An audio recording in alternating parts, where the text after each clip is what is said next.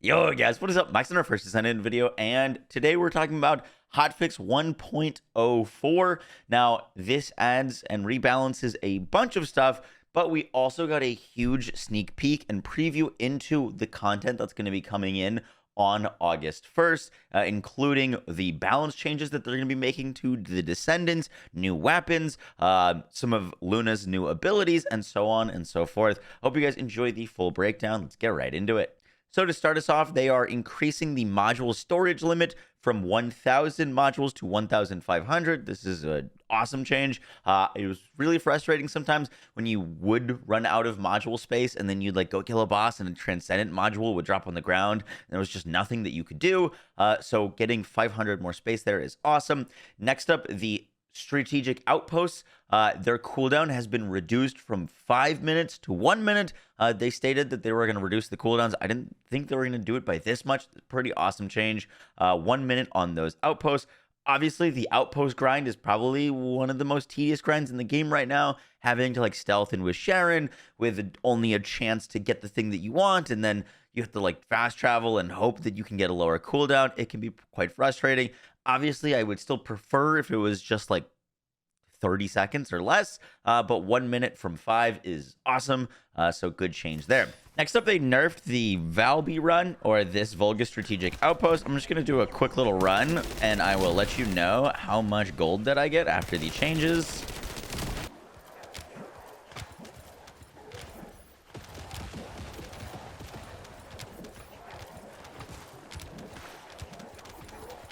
So there is the run over. Make sure we pick up any last things. Let's check our results. And in a 3-minute run, I got 272,000 gold and like 22,000 Kuiper. So it's still pretty solid. You know, that's not like the worst thing. I just think that there's going to be significantly better farms than this now. But yeah, that's not terrible. You know what I mean? That's you can still run that and still be making pretty decent gains. I was still like 100,000 gold a minute. So next up, they're making a pretty cool change. They're adding void fragment drops to special operations. Special operations are going to be your like block hyper mining, your defenses, and your neutralized void experiments. And of these, the neutralized void experiments are going to be dropping the most void fragments. Previously, if you wanted to farm void fragments, you could only do so by going to a void fragment, bringing a specific descendant to match that void fragment type, and kind of doing this like kind of tedious little farm that you could do. Now you can kind of do multiple farms at the same time by doing those special operation missions. It seems like they're trying to add more value into these special operations, so pretty cool to see there and good change overall. Next up, the items that you can obtain in special operations, the marked for arrest. You can find these in your consumable tab, and you can consume them to give you like 10,000 gold. They have been buffed by 10 times, so now the 10,000 gold will give you 100,000 gold, and the one that was giving you 100,000 gold will now give you 1 million gold. This is a pretty awesome buff. They're trying to space out the different farms, and so now you've got an even more reason to run special operations. You can try to get one of those high value marked for arrest, which will instantly give you 1 million gold.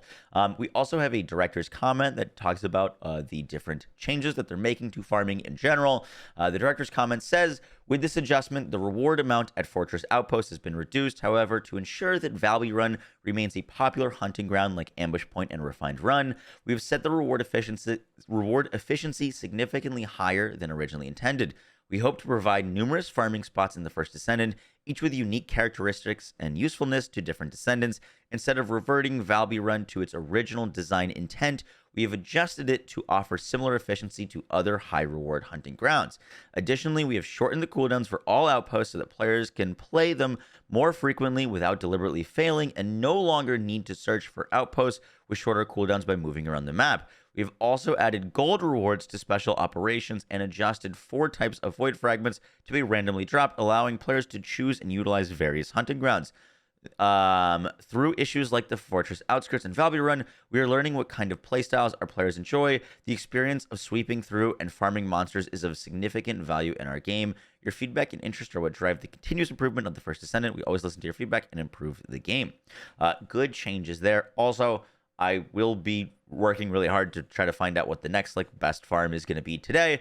So expect probably a video on that later today. That is all for 1.04. Then they get to talking about the week 5 update preview, which is going to be the first real big patch that's adding Ultimate Valby and Luna and the new ultimate weapons and the new Colossus. And they've got some words about that. So first off, we've got Sea of Emerald Ultimate Valby. Finally, the Magisters have completed the ultimate project for Valby. The ultimate equipment called Sea of Emerald has fulfilled Valby's long-held desire. It's a nanosuit that replicates Valby's former body color and texture. Although covered in a thin layer, Valby feels like regaining a long-forgotten part of herself. That's going to be her ultimate skin.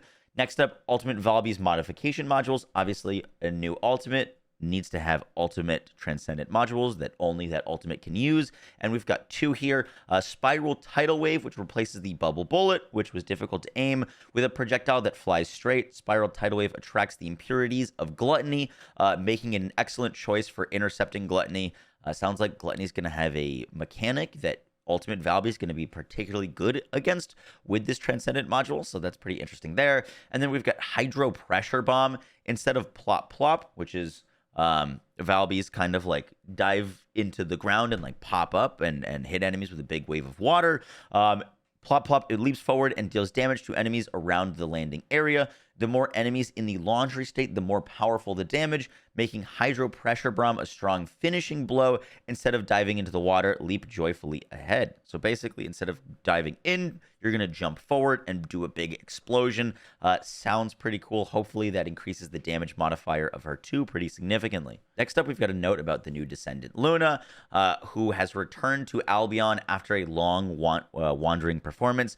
Luna's synthesizer gun becomes more powerful when fired in rhythm, enhancing allies' abilities based on the performance. When Luna dances to upbeat music, allies' skill power increases, and when dancing to relaxing music, allies' mentality recovers and resource consumption decreases. Invite everyone to Luna's concert. Unfortunately for Vergus, it will be their last stage, but Luna's performance is just beginning. It sounds like Luna is going to kind of play as like a rhythm-based shooter, where you're going to want to be shooting your gun in time with her beat, and you're going to be able to swap between giving people ability damage, and also if you swap your forms or swap your song, you're going to be able to give people reduced resource consumption and MP recovery. It seems like in terms of like a buff, she's the skill buffer versus, like, for example, Eugen's kind of like a firearm attack buffer and health buffer. And Enzo can be like the ammo buffer and damage buffer for weapons. Luna's going to be the ability damage buffer. So it could be some really interesting combos. Seeing her with like Ultimate Lepek or Glay could be really interesting. Next up, we get some notes about her modules. She's got Nimble Footsteps, which enhances Luna's mobility and amplifies the effect range of her performance, allowing for more effective ally support. I'm kind of picturing this being a little bit like Lucio from Overwatch, but we'll see. Then we've got Noise Surge, transform Luna from a supporter to a combat dealer, dashes towards enemies in rhythm, dealing damage to nearby enemies when the inspiration gauge is full, summon a stage to recover mental strength and shields, provides enemies with a terrifying musical experience with Noise Surge. So it sounds like Noise Surge is a mod that turns her into a little bit more of a damage dealer rather than a support. Sounds pretty interesting. Next up, we've got Gluttony, who's a like devourer type, and he's a giant that indulges in void energy. It's equipped with systems to mine void energy and a cooling system to cool the heat generated during this process. To counter Gluttony, you need measures to withstand its cooling performance and the judgment to exploit its greedy temperament, intercept Gluttony, and collect new ultimate weapons and external components. Speaking of those new ultimate weapons and components, we've got the new ultimate weapon, the Peace Mediator. When mediation is necessary to bring peace to Ingress, the new ultimate weapon, Peace Mediator, is the perfect solution. This powerful hand cannon is effective even with single shots, but can unleash a burst of bullets to deliver powerful firepower under the right conditions. So new hand cannon. Next up, new ultimate module, Arc Concretion. Provides arc concretion effect, which increases defense and mentality when using skills, but decreases movement speed and attack power. It's particularly useful for Luna and Ajax and can be a good choice for players who want stable skill use. Your choices are free. Combine various modules to create your unique build. Next up, we get to our balance adjustments, which is the first time that we're really seeing balance adjustments for Descendants. So to start, we're adjusting Valby, Blair, and Freyna, who use AoE as their main skills. We hope to see these Descendants more effectively dominate the battlefield, creating large AoE zones and leisurely watching enemies fall from the rear. Look forward to improved performance with these wide range covering Descendants. So it sounds like Valby, Blair, and Freyna are all getting their AoE increased, which is pretty awesome. I am super excited for Freyna. Valby already has like pretty good AoE coverage, and I haven't messed around with Blair quite yet with launch, so I'm going to have to get around to start building him up in preparation for the week 5 balance adjustments. But that is pretty awesome there. Obviously, with the meta kind of getting dominated by AoE bunny clear, they're buffing up some of the other AoE damage dealers to try to hopefully compete. So really excited for those changes there. Next up, they're going to be buffing some of the ultimate weapons.